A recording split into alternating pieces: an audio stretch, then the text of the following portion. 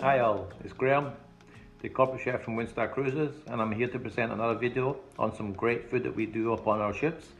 And this one is particularly memorable to a lot of our guests, and especially in the Candles restaurant, where the guests ask about the caramelised citrus tart or the lemon tart.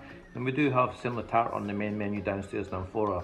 And this is a really beautiful, fresh and pungent dish, and it brings back a lot of memories, and those are the memories that we relate to when we eat food. And I'm sure everybody who walks away from having this recipe is in awe. And of course the recipe will be on request. Have a good time and watch how we go. This is a sweet pastry or a sugar pastry, and I have everything ready. So I have my flour in the bowl, pre-sifted, which I have done myself. Then I have the butter. Butter's nice and cold, which has been sitting in the fridge cut. Then I have my eggs, and then I have my sugar. Now with this sugar you can use icing sugar or superfine sugar or regular powder sugar, and here I'm using the powder sugar.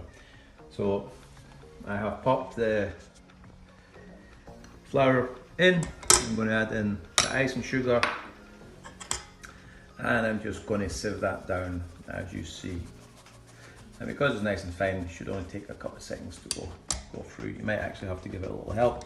You pop your fingers in there and take any lumps out, and that's it. There you go, the little lumps are left behind, and remove that. In with the butter, so in goes the butter all at once, nice and cold. In with the butter. I'm going to add the attachment onto this, and the attachment I'm going to add onto this machine is going to be what we call the paddle attachment, because it looks like a paddle. Let me place this on, nice and slowly.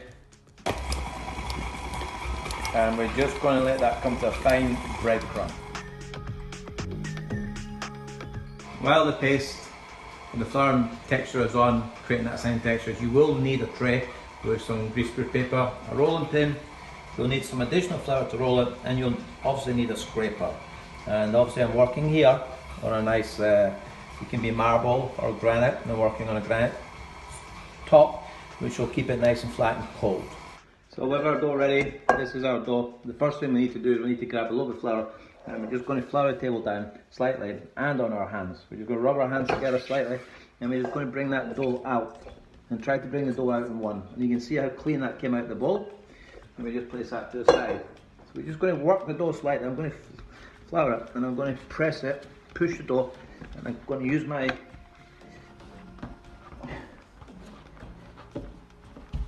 you can see that, a little bit more flour there. And I'm just using the heels, the back of the heels of my hand, palms, and I'm getting this lovely smooth texture, and I don't know if you can see that. So once we've got that, I've stretched it out a little bit.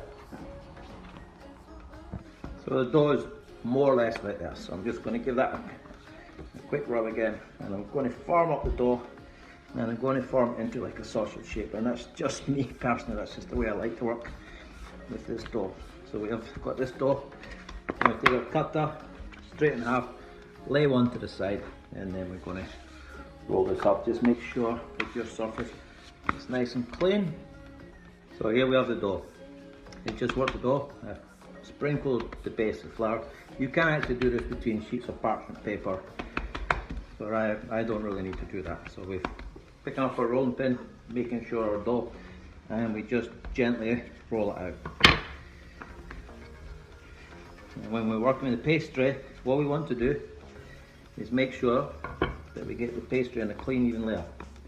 If it's sticking, again, flour, you can use your spatula at this stage, and we want to work the dough pretty quick, and we want to get the dough to a nice thinness or thickness, to an even thickness all the way around.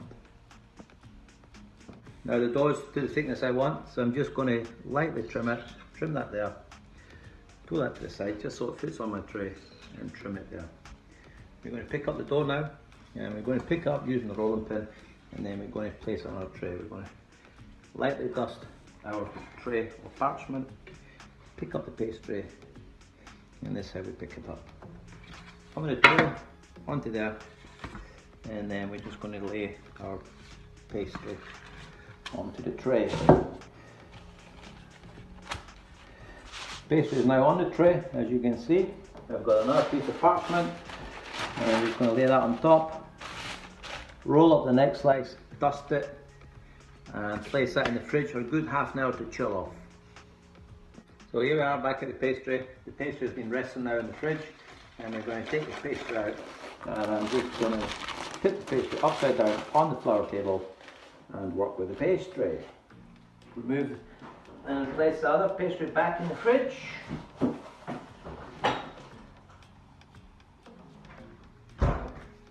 Sprinkle of flour. You're going to check the thickness of the pastry, and at this stage we can actually roll the pastry a little bit thinner, which I am gently going to do, and that's about it. Just keeping that pastry nice and thin. Feel it with the fingertips. Any thicknesses you can just roll it out, and we're ready. Just make sure that's not sticking to the table, so you would just that's it. Take all this flour off now, brush that flour off. Anyway, that will go on the underside of the pastry, so we'll need that. Make sure it's not sticking. Roll it back, a little bit thicker here, pin it out a little bit more, and off we go. We're going to cut the pastry with a large cutter. We've got our tart ring here, which is a 2.5 inch tart ring, and we're going to use the cutter, and you can see there's quite a big difference there. We cut our ring, cut them out using a scraper, pick this up into your hand, and then we're just going to line this into the tart. And as we line it, we make sure it's on the middle, and we just let the pastry fall into place. Once the pastry is in place, we just press all that down, and we give it a little press like so, making sure all the corners are filled. Once that's pressed, that's our tart. Obviously picking up it can be at this stage extremely difficult, so we're just going to, that's it. With a sharp knife,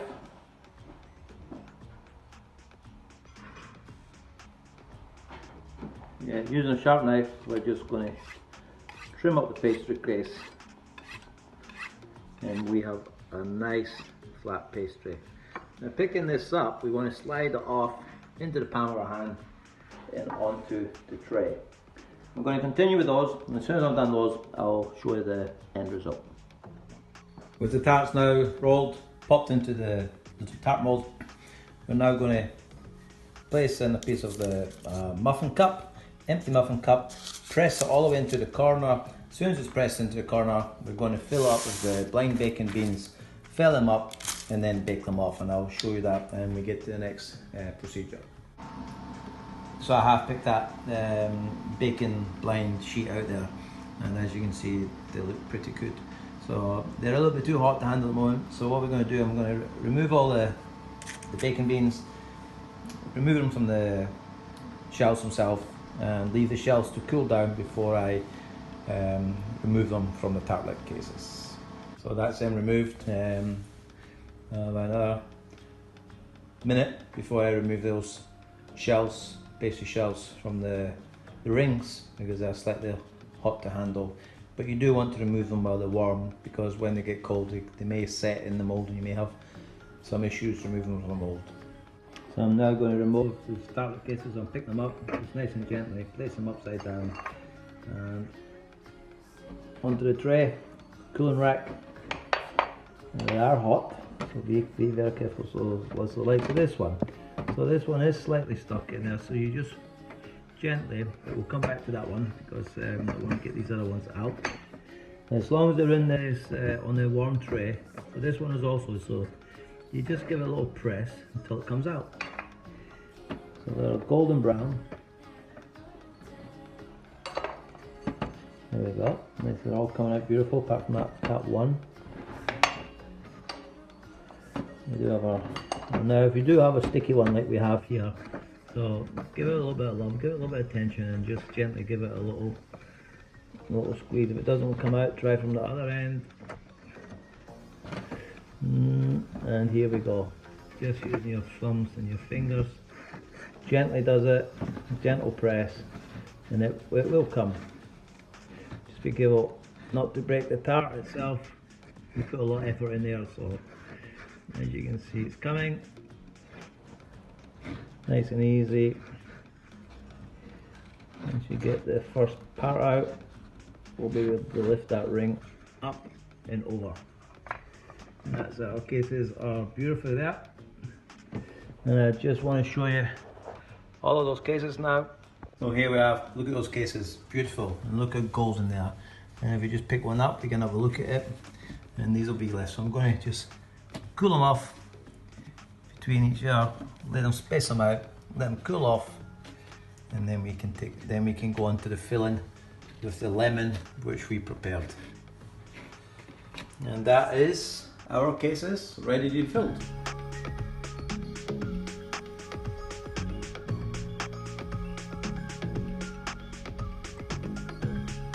Now, as you can see, I have prepared all my ingredients up front. So we have the lemons here, and these lemons are pretty big actually. So we should be getting more juice from those lemons. Then I have one lime. Then I have my butter, my eggs, and my sugar, and that's about all we need to make this beautiful lemon tart. I have a few pieces of equipment here. I have my lemon juicer, my sieve, I have a knife, nice sharp knife, I have a spatula, it's a high heat spatula, and a microplane. And the first thing we're going to do is cut the lemons, extract the juice and zest off the lemons. So what we're going to do is we're going to pick up the lemon and run the lemon through the zester in an upward stroke or downward stroke, just like that. And we just want to take the pith off the lemon, and I'm just going to show you how easy that is. So once we've got that, we cut the lemons in half and then we juice them. So the lemon is done, nice and easy. We've got the lemon zest, and we're just going to give the tap, and that's it. And on to the next stage. You can see the amount of fresh lemon I've got in there, and that's just by rubbing this lemon nice and lightly. We don't want to go too hard, and we just want to make sure that we get this lovely lemon aroma going through the tart. And it's up to you whether you want to leave this in the tart or off the tart. I prefer to leave it in the tart, but in this particular recipe I'm going to strain it out at the end. Bring up the lemons, cut straight through the middle, and as I said, these lemons are pretty big, so we should be getting a little bit more juice out there, but we do want our full juice that it says on the recipe, and then we just press out the juice and off we go. So I now have my lemon juice, and I'm going to pour my lemon juice into the pan as it states. I'm going to take the pulp as it says in the recipe, and I'm going to pour all that pulp in there. And the seeds, they can go in at this stage as well. We've just popped it on the heat, and we're going to bring that to quite a fast boil. And with these induction cookers, that happens pretty rapidly. And the aim of this is to bring up the lemon juice to the boil and reduce it down by half. And reducing the lemon juice down by half, we'll get a full concentration of flavours. And that's what I'm going to do. So whatever the recipe says, it does tell you the full amount of lemon juice, and then it tells you to reduce it down to the amount that you will require. So that's what we're going to do now. We're going to take the lemon zest, the sugar. We're going to pour the sugar straight into this bowl. And this is just a regular sugar, and we're going to pour in our lemon zest. You see the lemon zest is in there. What I want to do, I want to mix this lemon zest in with the sugar, and the longer we leave that to sit, the better it is, because the lemon juice doesn't really like the sugar, and the sugar doesn't really like the lemon. And what happens is this two starts to break each other down, so the oils from the lemon zest comes in and the sugar starts to attack the lemon, and this way we'll pick up a lot of flavour. From there we'll add everything in, the melted butter, the eggs, the lemon juice, and then we'll leave that to sit, and then we'll strain it and we're good to go. We've got our lemon juice reduced down. We're just going to pour this lemon juice straight into the sugar mix, and look at that, beautiful. Same pan, we're going to add in the butter and melt down the butter. So we've got our lemon juice in here, our sugar, and we're just going to crack in the eggs. Whole eggs. Crack them straight in.